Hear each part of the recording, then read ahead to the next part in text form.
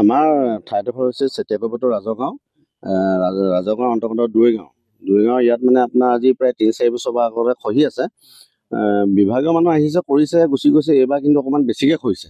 গতিকে আমি ভাবোঁ এইডোখৰ যদি অলপ মানে ছিগিব হয়, আমাৰ গোটেই বেতবাৰী অঞ্চল সামৰি শিৱসাগৰ জিলাৰ টাউনলৈকে অন্ততঃ অলপ অসুবিধা হ'ব। মানে এইখন একচুৱেলি দিচাং নদী।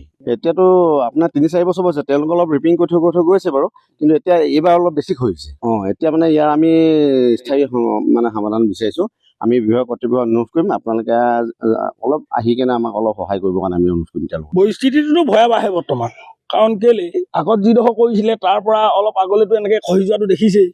যদি কেনেবাকৈ দিচাং মথাউৰিটো ভাগিবলগীয়া হয়, পোনপ্ৰথমে বেতবাৰী অঞ্চলটো সম্পূৰ্ণ জলমগ্ন হৈ মানে ধৰক আৰু শিৱসাগৰ, বিশেষকৈ শিৱসাগৰ হৈ যাব। ইয়াতকৈ বেলেগকেনো কিটো কম, ইয়াক দেখিছেই।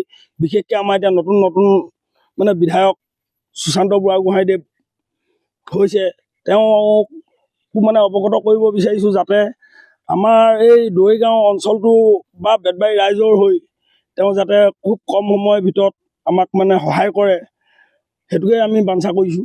বৰ্তমান আপোনালোকে দেখিছেই খহনীয়া ৰোধৰ নামত কেইটামান গোজ পোতা আৰু কেইটামান জিঅ'বেগ পেলাই থৈ গৈছে বিভাগীয় কৰ্তৃপক্ষই। আমি ভাবোঁ এইদৰে আমাৰ এই সমস্যাটো সমাধান নহ'ব। গতিকে আমি ইয়াৰ দাবী তুলিছোঁ যে আমাৰ ইয়াৰ স্থায়ী সমাধান লাগে, যিহেতু আমাৰ জনজীৱনৰ প্ৰতি ভাবুকি আহিছে। গতিকে বাৰিষা আৰু সমাগত, গতিকে এই বাৰিষাৰ আগতেই বিভাগীয় কৰ্তৃপক্ষই এটি সুদূৰ প্ৰসাৰী পদক্ষেপ ল'ব বুলি আমি আশা ৰাখিছোঁ। হয়, আমি আগৰ যিজন বিধায়ক তেখেতকো জনোৱা হৈছিল, আৰু এতিয়া বৰ্তমান নতুন বিধায়ক আছে। আমি তেখেতলৈ আপোনালোকৰ মাধ্যমৰ যোগেদি এটি অনুৰোধ জনাইছোঁ, তেওঁ যেন অতি সোনকালে এটি সুন্দৰ পদক্ষেপ লৈ আমাক এই বিপদৰ পৰা ৰক্ষা কৰে। যিকোনো খবৰৰ বাবে যোগাযোগ কৰক আমাৰ এই নম্বৰত 9181 307 221।